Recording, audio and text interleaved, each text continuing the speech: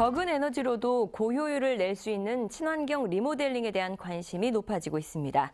정부가 공공건축물의 그린 리모델링 지원 사업을 실시하고 있는데요. 취재 기자와 자세한 얘기 나눠보겠습니다. 이소희 기자 어서 오세요. 네, 안녕하세요. 네, 그린 리모델링 정확히 이게 어떤 건가요? 네, 이 그린 리모델링은 낡은 건축물을 개보수할 때 이 친환경 에너지를 사용할 수 있도록 시설을 만든다든지 효과가 좋은 단열재를 쓴다든지 해서 이 에너지 절감 요소를 도입을 해서 건축물의 성능을 높이고 궁극적으로 이 온실가스 배출까지 억제하는 것을 말합니다. 건물이 노후화되면 제 기능을 상실하게 되니까 일반적으로 재건축을 생각하게 되는데요. 그린 리모델링을 하게 되면 일단 건물을 헐고 다시 짓는 공사를 하지 않아도 되고요. 공사 기간도 단축을 하고 경제성도 높이면서 건축물의 에너지 성능을 개선할 수 있습니다.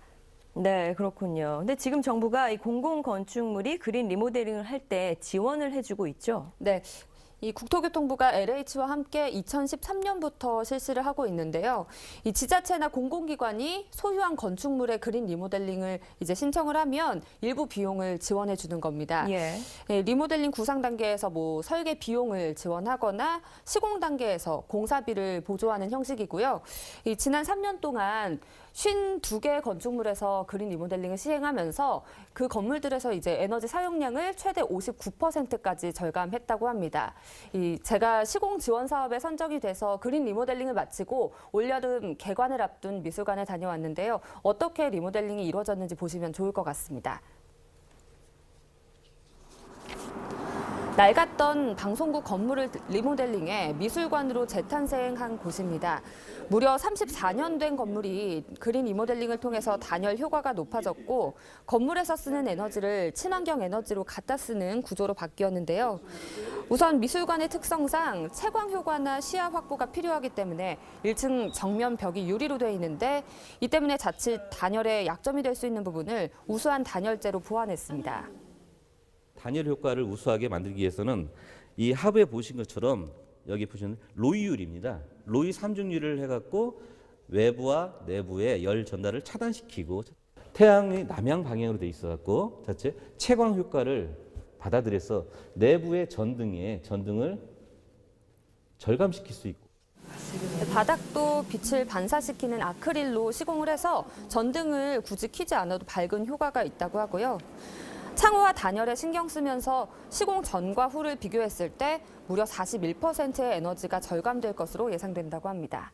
연간 금액으로 따지면 7,500만 원 정도의 연료비가 절감될 것으로 판단되고 있으며 이를 18년 동안 사용한다면 현재 투입된 14억 원의 비용이 회수될 것으로 예상되고 있습니다. 에너지 효율을 높이는 것에 더해서 그린 리모델링의 최종 목적은 온실가스를 감축하는 것인데요. 이 미술관이 자체적으로 신재생 에너지를 쓸 수 있도록 지열 냉난방 공사도 이루어졌다고 합니다.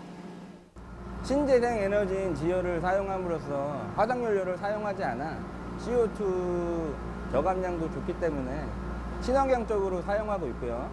전력량도 3분의 1로 절감되기 때문에 땅속 100m까지 뚫어서 물을 가져오기 때문에 겨울에는 땅속의 따뜻함을, 여름에는 땅속의 차가운 온도를 이용해 냉난방을 한다고 합니다.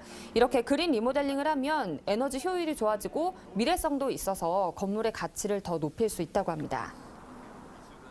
네, 연료비를 크게 절감할 수 있는 등 굉장히 장점이 많은 것 같은데 이 네. 미술관 건물 같은 경우는 시공비를 전액 지원받은 건가요? 그렇지는 않습니다. 이 온실가스 감축을 위해서 마련된 정책이기 때문에 그 온실가스 감축 관련한 부분만 지원이 된다고 합니다. 그린 리모델링에 들어간 비용이 모두 14억 원인데 그중에 3억 7천만 원 정도를 지원받았다고 합니다. 네, 그렇군요. 근데 이렇게 공공건축물에 그린 리모델링 사업을 지원하는 이유는 도대체 뭔가요? 우선 이 그린 리모델링 사업의 이유를 좀 짚어봐야 될 것 같은데요. 네. 우리나라가 이 온실가스를 2030년에 배출 전망치 대비 37%를 줄이기로 했습니다. 이 때문에 건물에서 발생하는 온실가스도 2020년까지 배출 전망치 대비 26.9%를 감축해야 하고요. 이렇게 국제적인 약속을 차치하고서라도 지구 온난화 같은 문제 때문에 이제 우리가 쓰는 온실가스를 점차 줄여나가야 하는 상황인데요. 우선 공공 건축물에 그린 리모델링을 도입을 해서 통해서 성공적인 표준 모델을 창출을 하고 기술과 공법을 검증한 뒤에 이제 최종적으로 민간까지 그린 리모델링을 활성화하는 것이 목적이라고 합니다. 네. 그럼 공공 건물은 아니더라도 혹시 개인 집에 이렇게 리모델링을 하겠다 이럴 때 네. 지원해 주는 건 없나요? 네, 있습니다. 이 자기 집에 리모델링을 하고 싶은데 리모델링 비용을 대출 받아야 하는 경우에 이자가 발생하는데요. 그렇죠. 그 이자를 지원을 해주는 부분이 있습니다. 국토부 관계자의 이야기 들어보시죠. 노후화된 공동주택이라든지 단독주택, 기타 비주거 건축물 등 모든 용도의 민간 건축물이 그린 리모델링을 하는 경우에 금융 지원과 기술 지원을 실시하는 정부 사업이 되겠습니다. 국토교통부하고 협정을 맺은 은행을 통해서 건축주는 손쉽게 이제 대출을 받을 수 있을 수가 있고요. 그리고 5년간 최대 4%의 이자를 지원받을 수 있을 수가 있습니다. 민간 부분 이 그린 리모델링 지원은 2014년부터 시작이 됐는데요. 첫 해 신청한 건수가 350건 정도였는데 작년에는 2,800건으로 대폭 증가했습니다.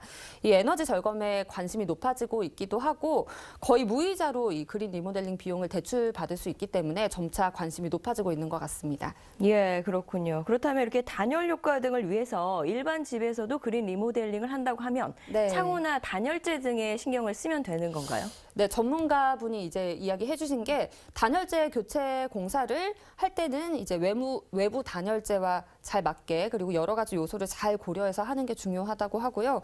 단열재 교체만 하는 게 아니라 창호까지 동시에 교체를 해야 에너지 절감률도 더 높일 수 있다고 덧붙여 주셨습니다. 네, 그렇군요. 이 공공건축물, 그린 리모델링이 지금 많이 이루어지고 있으니까요.